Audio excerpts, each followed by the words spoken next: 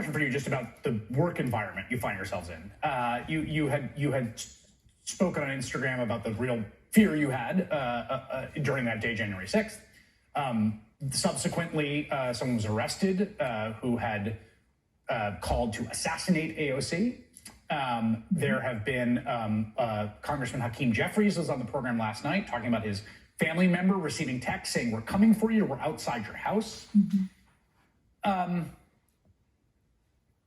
How do you understand the nature of the caucus of the Republican Party that you serve with right now in the aftermath of this and the vote they took to overturn the election and this desire to, quote, turn the page?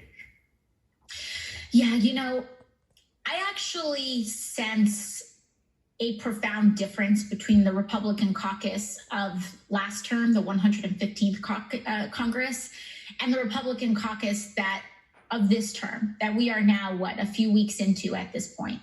And that difference was that it really felt that last term, the Republican caucus was one of extreme fealty to Donald Trump.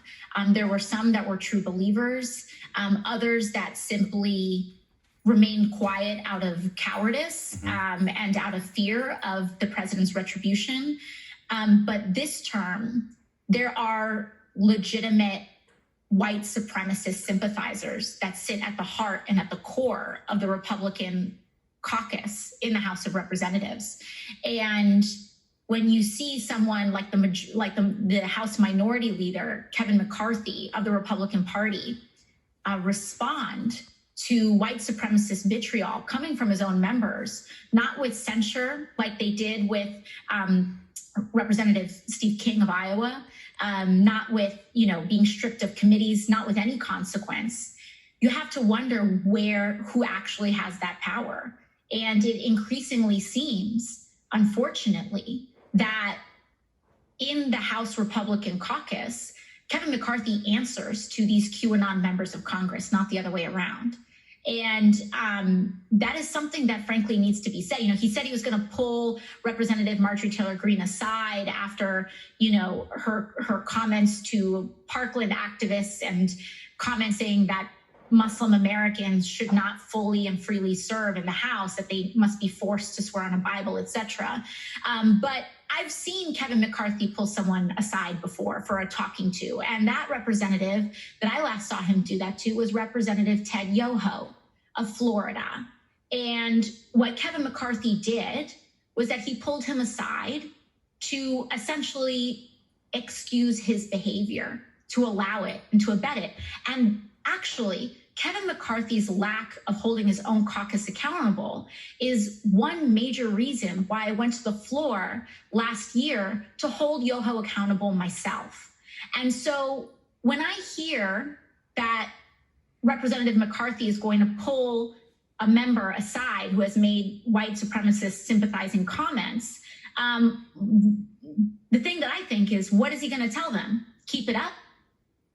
Because there are no consequences in the Republican caucus for violence. There's no consequences for racism, no consequences for misogyny, no consequences for insurrection. And no consequences means that they condone it. It means that silence is acceptance, and they want it because they know that it is a core animating political energy for them.